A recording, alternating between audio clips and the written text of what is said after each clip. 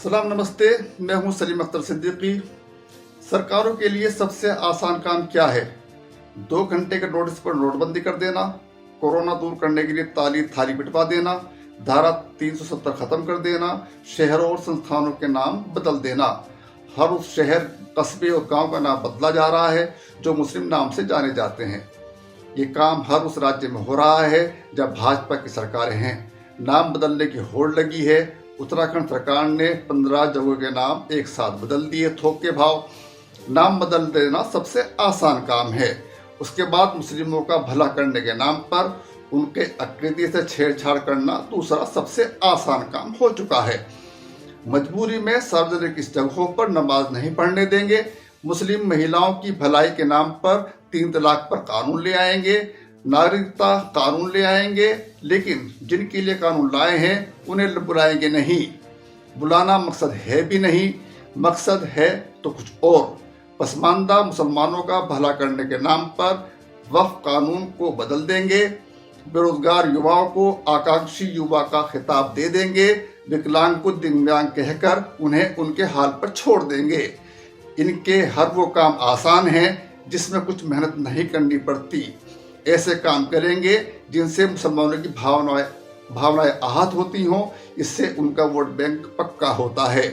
कुछ मुख्यमंत्री इस आस में ऐसा करते हैं कि उन्हें भी मोदी की तरह प्रधानमंत्री बनने का मौका मिल जाए। सरकारों के लिए मुश्किल काम क्या है? मुश्किल काम है चीन से अपनी कब्जाई जमीन वापस लेना, ये कहकर मुंह मोड़ लेना कि चीन हमसे बड़ी अर्थव्यवस्था है, बड़ी ताकत है, हम उससे लड़ नहीं सकते। मुश्किल काम है मानसरोवर को आजाद कराना, महंगाई कम करना, बेरोजगारी कम करना, 100 स्मार्ट सिटी का वादा पूरा करना जो उन्होंने बीच में छोड़ दिया, गोद लिए गांवों को स्मार्ट बनाना, साफ पानी मुहैया कराना, 2 करोड़ नौकरियों का वादा पूरा करना, किसानों की आमदनी दोगुनी करने का वादा पूरा करना। ये बेहद मुश्किल काम है, इनमें काम करना पड़ता है। इसलिए सरकार कभी 2022 तक ये काम पूरा करने का वादा करती थी। अब 2047 तक देश को विकसित देश बनाने का शगुफा छोड़ दिया गया है। शगुफा छोड़ना भी बहुत आसान काम है। शगुफे छोड़ते रहिए, जनता खुश रहेगी, खुश है भी। भले ही डिग्रियां लेकर बेकार घूमते रहें, लेकिन सरकार के जुमलों से उसे आनंद आता है, पर पीड़ा का सुख मिलता है। ये सुख केंद्र देने में केंद्र सरकार के साथ ही राज्य सरकारें भी 18 घंटे काम कर रही हैं। पर पीड़ा सुख में कोई कमी हो तो आप बताओ, इसे और आगे बढ़ाया जा सकता है और शायद बढ़ाएंगी भी। हाँ, अभी यूसीसी आना बाकी है, यानी समान सिविल कोड आना बाकी है, इसे भी ले आइए। लेकिन जिस तरह उत्तराखंड सरकार ने जनजातियों को यूसी से अलग रखा है, ऐसा दोगलापन ना कीजिए। एक देश एक कानून पर कायम रहना। 3 तलाक कानून से मुसलमानों का क्या नुकसान हो गया? नागरिकता कानून से मुसलमानों का क्या नुकसान हुआ है? वक्फ कानून बदलने से क्या हो जाएगा? यूसीसी लाने से भी क्या हो जाएगा? ले आइए, कुछ नहीं होगा। भाजपा सरकार का काम केवल और केवल मुसलमानों के नाम पर अपने वोट बैंक बनाए रखना है। इसमें वह बहुत हद तक कामयाब भी है। अमेरिका ने भारत पर 26% टैरिफ थोप दिया। भक्तों को इससे कोई फर्क नहीं पड़ेगा भी नहीं। फर्क गोदी मीडिया को भी नहीं पड़ रहा होगा। गोदी मीडिया जल्दी ही टैरिफ के फायदे गिनाने शुरू कर देगा। गोदी मीडिया का हाल ये है कि उसने टीजर चलाया, भारत पर 20% से ज्यादा टैरिफ लगा। गोदी मीडिया को 26% लिखते हुए कहते हुए शर्म आई होगी शायद, या दिल्ली से फरमान आ गया होगा कि टैरिफ को कैसे पेश करना है। गोदी मीडिया को शर्म आती भी नहीं है। पूरी बेशर्मी के साथ झूठ बोलना, भ्रम फैलाना उसका शगल हो गया है। गोदी एंकरों को कोई आईना दिखाता है तो वो बौखला जाते हैं, अनाप शनाप बोलने लगते हैं, डिबेट से बाहर कर देने की धमकी देते हैं, डिबेट से बाहर कर भी देते हैं। कुछ महिला गोदी एंकर तो कुछ ज्यादा ही एग्रेसिव होती दिख रही हैं आजकल। मेरठ के सौरभ हत्याकांड में आरोपी मुस्कान और उसके प्रेमी साहिल का वीडियो कॉन्फ्रेंसिंग में पेशी के दौरान आमना सामना हुआ तो दोनों के आंसू छलक पड़े, ऐसा गोदी मीडिया ने लिखा है। गोदी मीडिया को कातिलों के आंसू दिख गए, लेकिन अपनी झोपड़ी पर बुलडोजर चलते देखकर अपनी किताबें लेकर भागती बच्ची के आंसू नहीं दिखते। बेघर होते लोगों के आंसुओं से उसे कोई मतलब नहीं है। गोदी मीडिया कातिलों का महिमा मंडन और पीड़ितों का तिरस्कार करता है। गोदी मीडिया को जनता के बुनियादी मुद्दों से कोई मतलब नहीं रहा, पहले भी नहीं था, अब भी नहीं है। वह न महंगाई की बात करता है, न बेरोजगारी की बात करता है, न शिक्षा की और न स्वास्थ्य की बात करता है। उसका काम समाज में नफरत फैलाना और सरकार की गलत नीतियों पर पर्दा डालना रह गया है। एकमात्र काम जियो ने BSNL के टावरों का इस्तेमाल किया और भारी मुनाफा कमाया। लेकिन विडंबना देखिए कि BSNL ने जियो के से 10 साल से कोई भी वसूली नहीं की। BSNL भूल गया या सरकार के कहने पर उसने ऐसा किया। वैसे भी जियो से पैसा मांगने की हिम्मत उसकी होती भी कैसे, जब उसे पता है कि जियो का मालिक कौन है। इस खबर पर गोदी मीडिया ने कोई ध्यान नहीं दिया, न कोई डिबेट कराई। दिल्ली से फरमान आ गया होगा कि इस खबर को दबा दिया जाए। वैसे भी ये रिपोर्ट BSNL वाली केग ने दी थी। केग की रिपोर्ट को अब कोई अहमियत देता भी नहीं। और अंत में किसी ने कहा था चवन्नी नहीं हूं जो पलट जाऊंगा। चवन्नी अठन्नी बनने के लिए पलट गई और वक्फ बिल का समर्थन करके इकन्नी हो गई। मुझे नहीं लगता कि नीतीश कुमार से वक्फ बिल के बारे में कोई बात की गई होगी। उन्हें तो शायद अब अपने आप पर ही नियंत्रण नहीं रहा। संभव है कि JDU अध्यक्ष ललन सिंह को समर्थन देने के लिए तैयार किया गया होगा। जिस तेवर में वे वक्फ बिल पर संसद में बोले, उससे लगता है कि उन्हें नीतीश के बाद मुख्यमंत्री बनने का आश्वासन मिला होगा। ललन सिंह के बोलने में तल्खी थी, वे भाजपा की जुबान बोल रहे थे। रंग तो चंद्रबाबू नायडू का भी उतर गया है। भले ही वे पहली सफ में खड़े होकर नमाज पढ़ते दिखे हों, लेकिन उनका नकाब भी उतर चुका है। धीरे धीरे सबके नकाब उतर रहे हैं और उतरेंगे। बहरहाल आप कैराना के सांसद इकरा हसन का वीडियो देखिए, जो भाषण उन्होंने संसद में दिया है। धन्यवाद सभापति जी।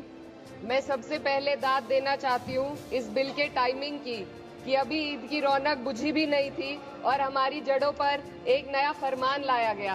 पहले उत्तर प्रदेश में मुसलमानों को नमाज पढ़ने पर रोक लगाई और फिर सौगात में ये बिल लाया गया। निसार में तेरी गलियों पे है वतन, जहाँ चली है रिवाजों गैर कि कोई ना सर उठाकर चल सके। मैं सभापति जी आपको ये बताना चाहती हूँ कि ईद के मौके पर एक विधवा महिला अपनी लड़की के साथ मेरे पास आई और उसने बताया कि वह एक वक्त की प्रॉपर्टी में रहती है।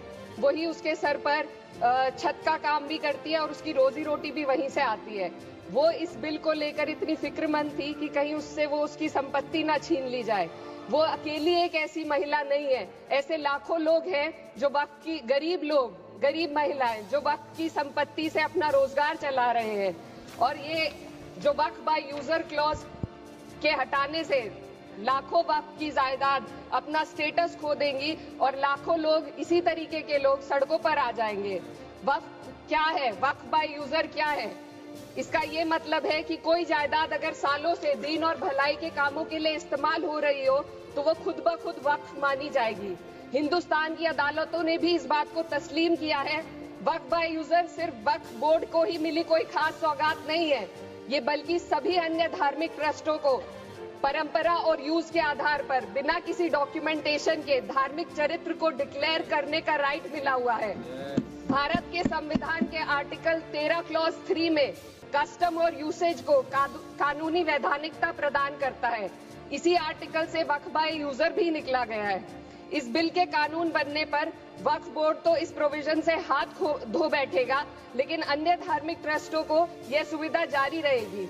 इससे भारतीय संविधान के आर्टिकल 14 और 15 का सीधा उल्लंघन है, जो धर्म और जाति के आधार पर भेदभाव और कानून के सामने सभी की बराबरी पर जोर देता है।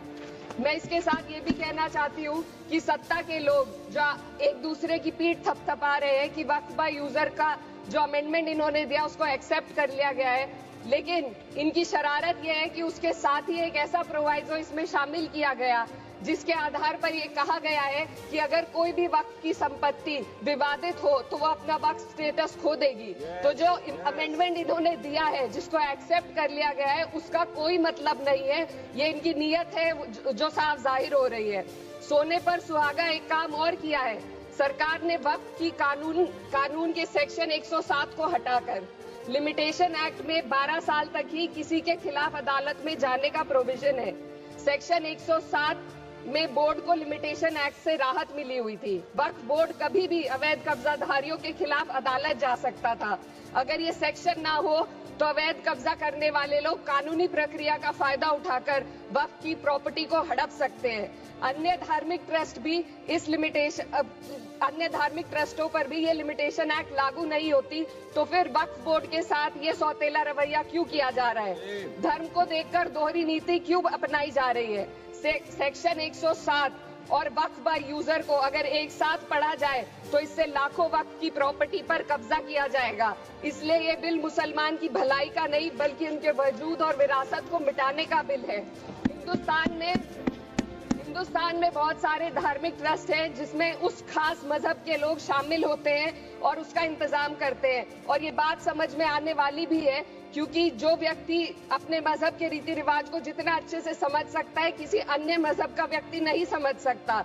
आर्टिकल 26 क्लॉज 2 के तहत धार्मिक संप्रदायों को अपने मजहबी इदारों के एडमिनिस्ट्रेशन का हक देता है, लेकिन वक्फ बोर्ड के बारे में इसको उल्टा किया जा। Sir 2 minute sir please 2 minutes. सरकार इसे एक सेक्युलर बॉडी मान रही है और इसमें गैर मुस्लिमों को शामिल करने की बात कह रही है। आपके मुंह से सेक्युलरिज्म की बात सुनकर अच्छा लगा, लेकिन अगले ही पल ये भ्रम टूट जाता है क्योंकि आपको सिर्फ दान देने के लिए प्रैक्टिसिंग मुस्लिम का आपने क्लॉज डाला है, लेकिन बोर्ड में बैठने के लिए मुस्लिम होने की कोई आपकी क्लॉज नहीं है। तो इससे आपकी जो दोहरी नीति है वो साफ जाहिर होती है। ये वही सरकार है जिसने राम जन्मभूमि ट्रस्ट में ये लिख दिया कि जिला अधिकारी भी अगर होगा तो हिंदू होना चाहिए। कोई मुझे बताए कि वहाँ पर सेक्युलरिज्म का रस क्यों नहीं घोला गया? सर आखिर में मैं अपनी बात को खत्म करने से पहले महिलाओं का मुद्दा बार बार उठाया जा रहा है। सरकार का कहना है कि बोर्ड में मुस्लिम महिलाओं को रिप्रेजेंटेशन देंगे। इस कानून से पहले भी मुस्लिम महिलाएं बोर्ड में मेंबर रह चुकी हैं और मिनिमम 2 का प्रोविजन था, उससे ज्यादा भी हो सकती थी। सर मैं ये कहना चाहती हूँ कि सरकार ने महिलाओं के लिए ऐसा कौन सा नया काम किया जिसका ढिंडोरा सरकार का हर सदस्य पीट रहा है? इस बात की तायीद अगर आपकी तरफ से कोई मुस्लिम महिला करती तो हम उसका यकीन भी करते, लेकिन अफसोस आपकी इतनी लंबी कतार में एक भी मुस्लिम महिला नजर नहीं आती है। सर मैं खुद एक मुस्लिम महिला हूँ, मैं सिर्फ मैं माइनॉरिटी महिला हूँ। इस सदन में हम सिर्फ 2 महिलाएं हैं और उस नाते से मैं ये बात कहना चाहती हूँ कि इस बिल के माध्यम से मुस्लिम महिलाओं को कुछ नहीं मिल रहा है। ये हमें कुछ नहीं देना चाहते, सिर्फ टोकनिज्म हमारे नाम पर बनाकर एक नैरेटिव मीडिया में चलाना चाहते हैं। तो ये बिल मुसलमान की भलाई का नहीं, उनकी पहचान को मिटाने का है। सर अंत में मैं बस यही कहना चाहती हूँ कि कागजों की कैद में बस नाम रह जाएंगे, वो जो हमारे थे सिर्फ दावे में रह जाएंगे। इस बिल के द्वारा मीठी ईद के जायके को कड़वा करना यही असली सौगाते मोदी था।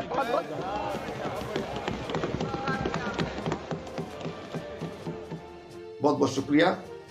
सलाम नमस्ते, मैं हूँ सलीम अख्तर सिद्दीकी।